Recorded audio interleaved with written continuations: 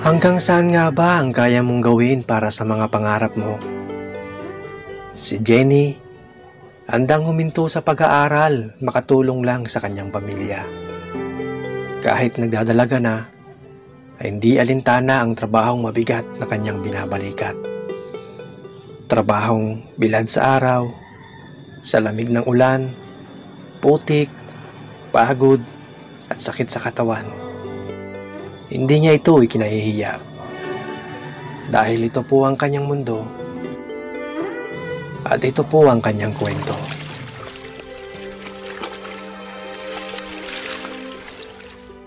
Dinayo natin yung mga kawal, yung isang bata na marunong na siya magkabud o maghanap ng ginto. Katulong niya yung kanyang kapitbahay sa paghanap ng ginto. Tingnan natin mga kawal kung gaano ba kahirap maghanap ng ginto at kung gaano karaming ginto yung makukuha nila sa maghapon nilang paghanap ng ginto. Yung paghahanap ng ginto mga kawal, trabaho ito ng mga karamitan, mga lalaki. Kasi napakahirap nito. Kaya kahanga-hanga dahil isang kabataang babae na maganda yung itsura niya, pero yun yung trabaho niya, paghahanap ng ginto. So ayan mga kawal, puntahan natin siya.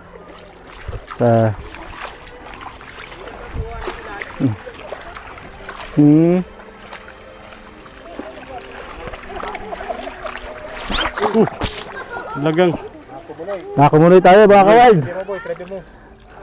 Lalbimboy. Ayan mga kawal.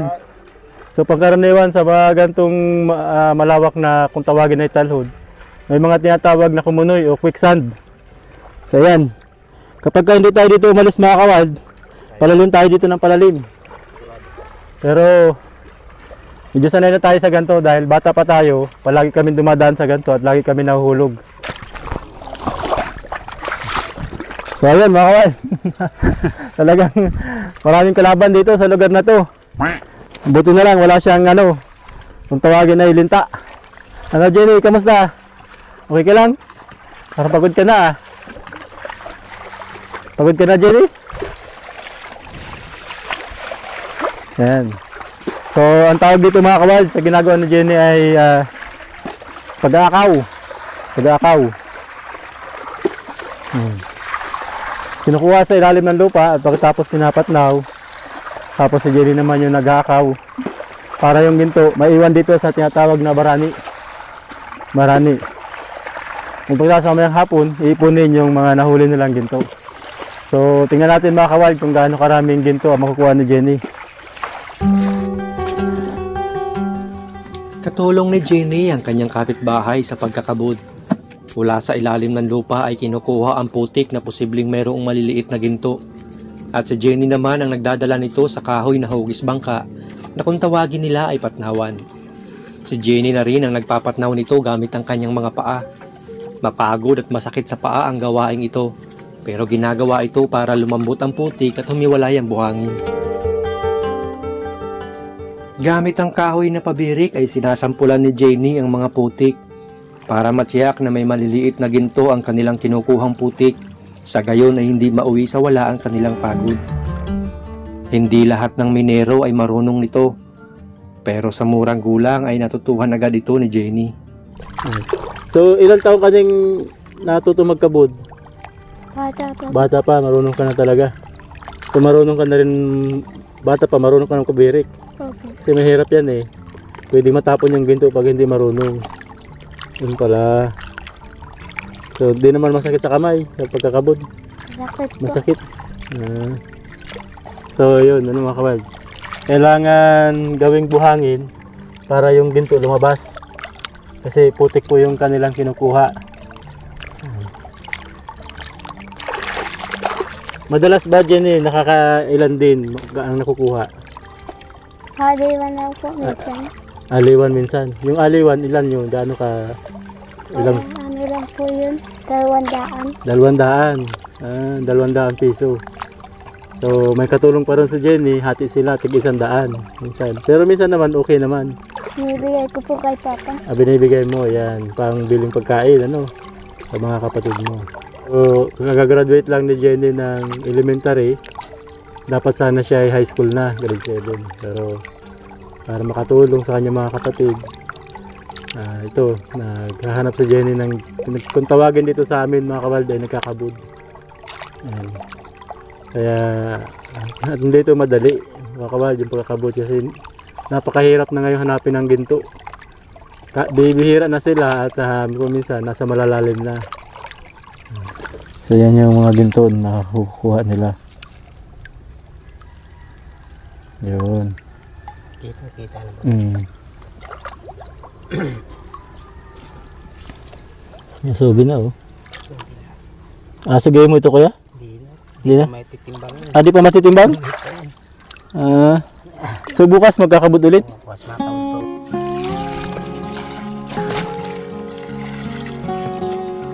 So ito mga kawald, so sa ngayon nagpapatnaw siya. Pinapatnaw ni Jenny yung putik para maging buhangin. At pagkatapos ay ilalagay yan dito. Aakawin yan para maiwan yung ginto dyan sa tinatawag na barani. So maraming proseso bago maging ginto. So ganun kahirap yung paghanap talaga ng ginto.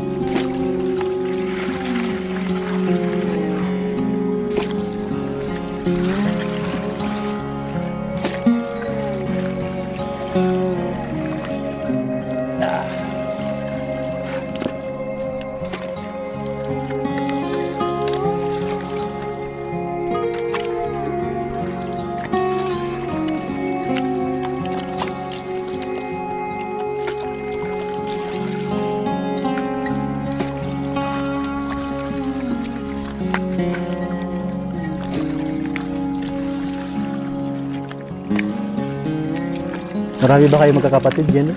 Dami po. Marami, ilan? Siyam po. So napakarami nila mga kawald. Siyam sila. At pang ilan ka Jenny?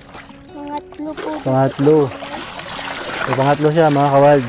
Ibig sabihin mayroon pang 6 na sumunod kay Jenny. 6. Ito yung sasahanap buhay ni Jenny para makatulong siya sa kanyang pamilya. Kung tawagin na yung pagkakabud.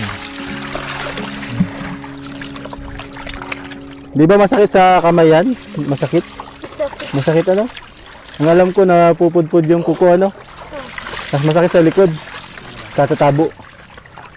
Tapos dahil yung tabo nila mga kawald ay hindi specified para sa pag-aakaw. Kasi mayroon sadyang tabo talaga na ginagawa para hindi masakit. Pero sa kanila ito, ang hawakan niya. So masakit yan maghapon. Pero mukhang nakasanayan na ni Jenny kaya parang baliwala na rin sa kanya. Mahirap sa ganito mga kawalda yung kagaganyan dito dahil nagagasgas sa bato yung kuko, nauubos siya. Yung kuko ni Jenny ay ano na oh.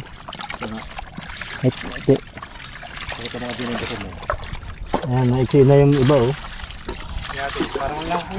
Meron pa naman. Ayan. So talagang ano mga kawald, napaka-determinado ni Jenny sa buhay. Nakatulong lang sa kanyang pamilya, makahanap ng ginto.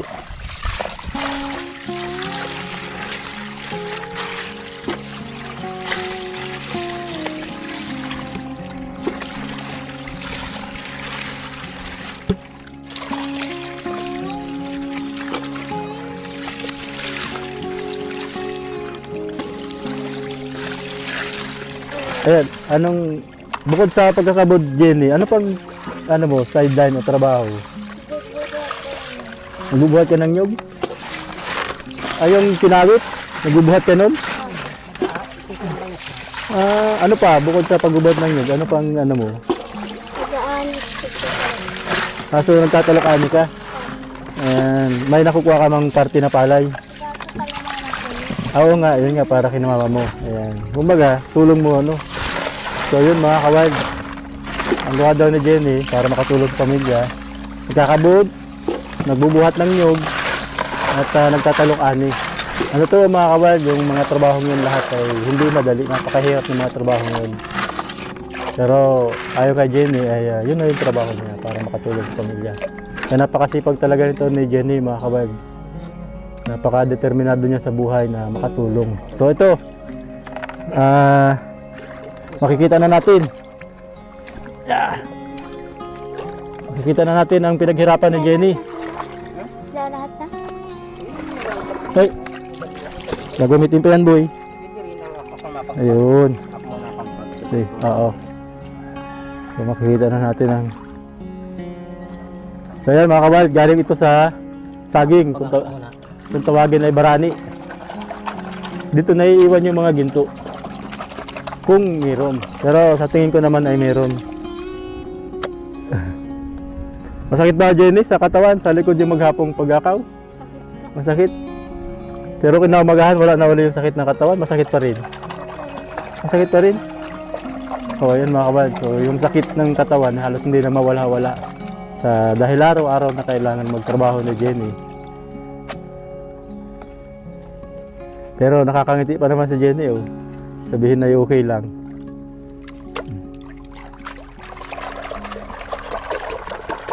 So ayan mga kawild, pinakaberik na ni Jenny.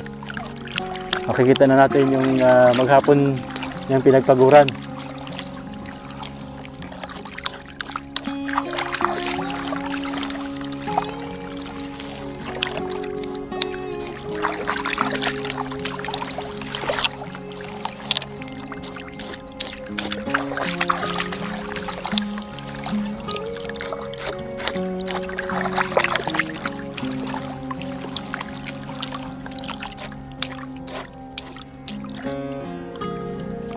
Parang kita ko na agad yung ginto. Saan?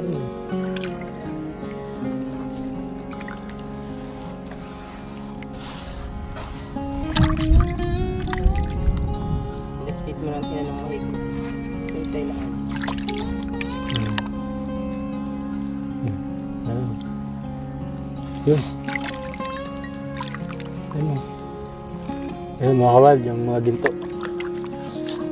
Ayan. Pero mamaya, ano, mamaya iipon pa yan. Mayroon? Oo. Maginto pala talaga yun.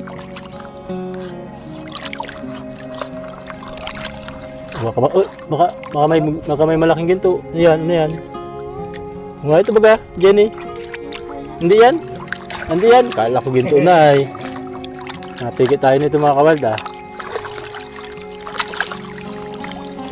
Parang ginto.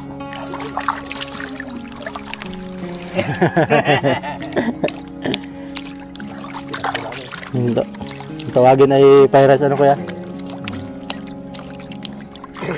Ah. Okay, ito na. Oh, dahan-dahan lang din eh. Baka yung ginto ang tumapon. Kami noon ay talagang pag ganyan kalakas yung pabirik ko eh, galit yung kasama ko.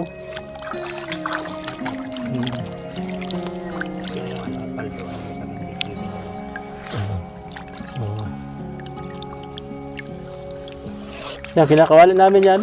Naginto yan. Yun. Yun daw dyan. Ito yan to daw. Oops. Wala yan? Oh. Lagan. Konting-konti lang walang tira.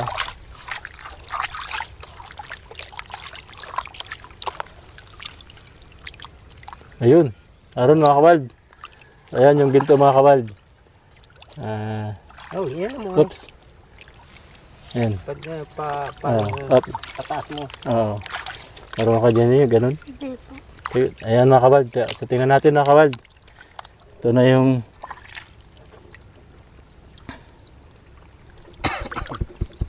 yun. Ayan. So yan mga kawild ang nakuha na Jenny.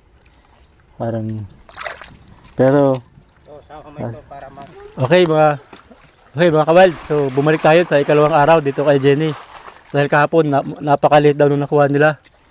Kumbaga, baka maghalaga lang na 100, so napakaliit para itimbang na. Ngayon ay ito, dito naman sila pumesto. At kanina pa sila nag-uumpisa dahil hindi tayo nakapunta ng maaga. So ayun, mukhang kanina pa nauulanan si Jenny. Ito pa naman nilalamig, Jenny. Nilalamig na. Ayun, nilalamig na siya mga ka-wild dahil kanina maulan. Nagpatigil tayo ng ulan bago tayo pumunta dito. Pero sa tingin ko ngayon mga ka-wild ay medyo kahit paano mayroon na sila nakuha na ginto. So makikita natin mamaya yan kung gaano nakaraming ginto yung nakuha ni Jenny. Ang kinukuha nila ngayon mga ka-wild ay kung tawagin balat lupa. Ito yung galing mismo sa ibabaw ng lupa na nagkakaroon kung minsan ng mga malalaking ginto. Pero yung malalaking ginto napakabihira na yun sa ngayon. Pero sana makakuha sila ngayon. Kaya abangan nyo mga ka-wild kung gaano karami makukuha ngayon ni Jenny na ginto. Mas masakit yan sa kuko Jenny, mabato no? Mas masakit. Mukhang pudpud na yung kuko mo. Tutusin. Bakit ate hindi minsan dito sila nagkukuha? Mas maganda pala yun doon.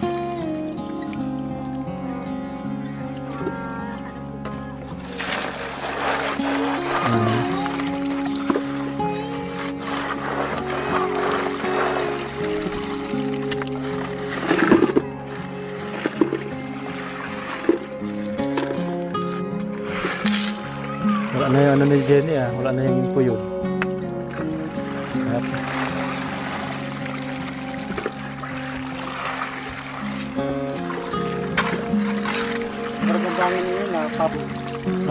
Oo. Naroon yung isa yun. Ayan.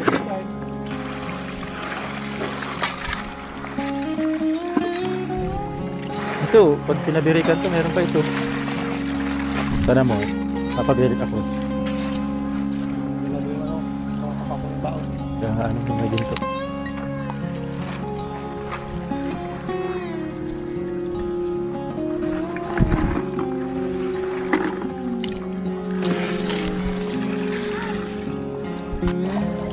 So, pinakabirik niya.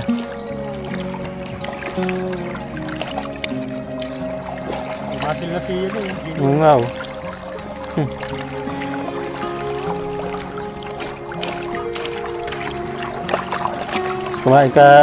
Kumain naman na kayo, Jenny? Kumain na?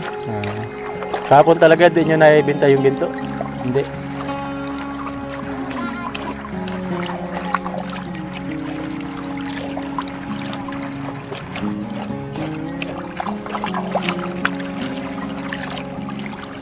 Gaano kalaki minsan pinakamalaki niya nakuhang ginto? Yung pag nagsama-sama na, niluto na, nag-ilan? Yung kasama ka, katulong ka? Kalahating bahay?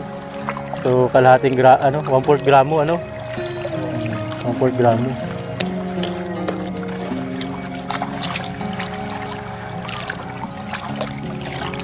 Baka magtalsik yan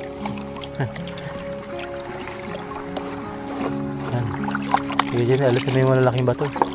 Malabas na yan yung Yun, ginto Aran Tatlo. Ayan mga kawald yung ginto. Sa pabirik. Yung sa dulo. Ayan. Kalimitin kasi dahil mabigat yung ginto. Ayan, umakit. Nasa igigit na siya lagi.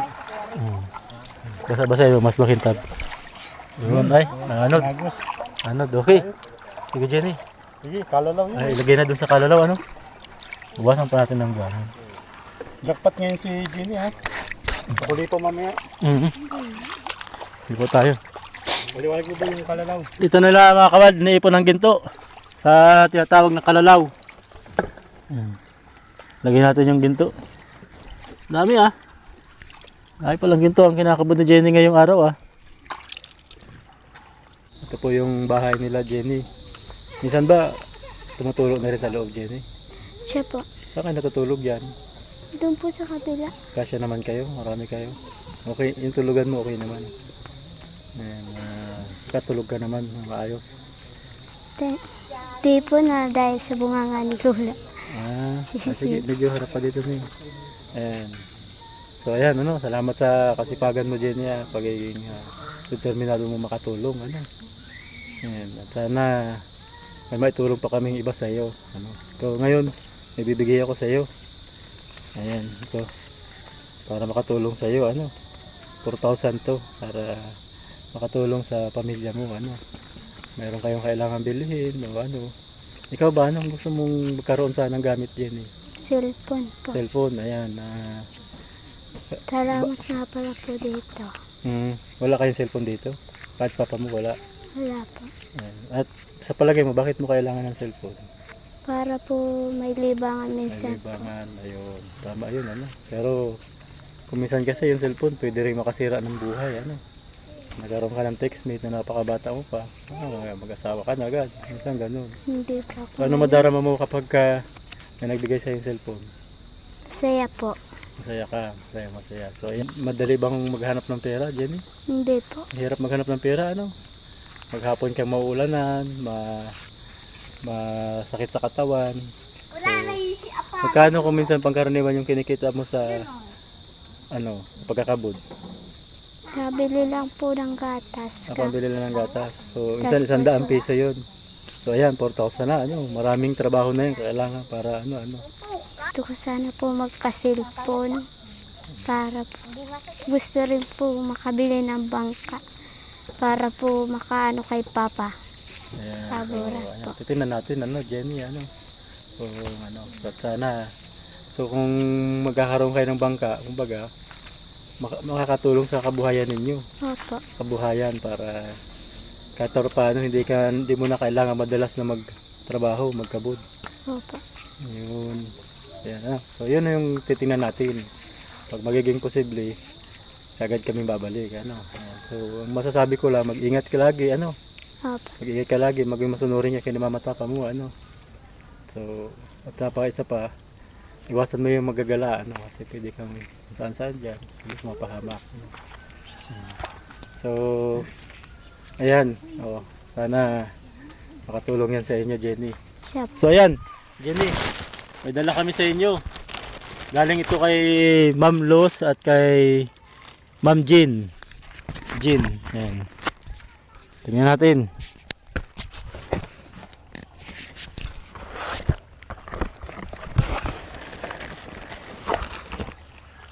Dala-dalawa.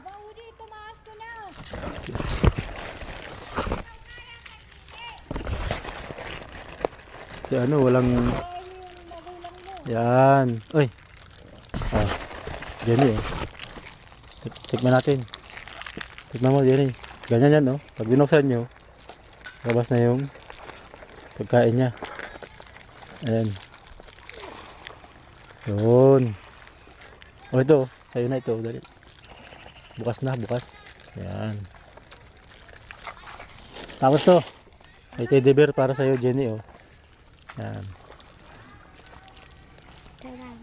Yan, Tapos ito may mga dilata dito, May dilata, may ballpen, may pang-ulam, Tingnan niyo na lang, Jenny.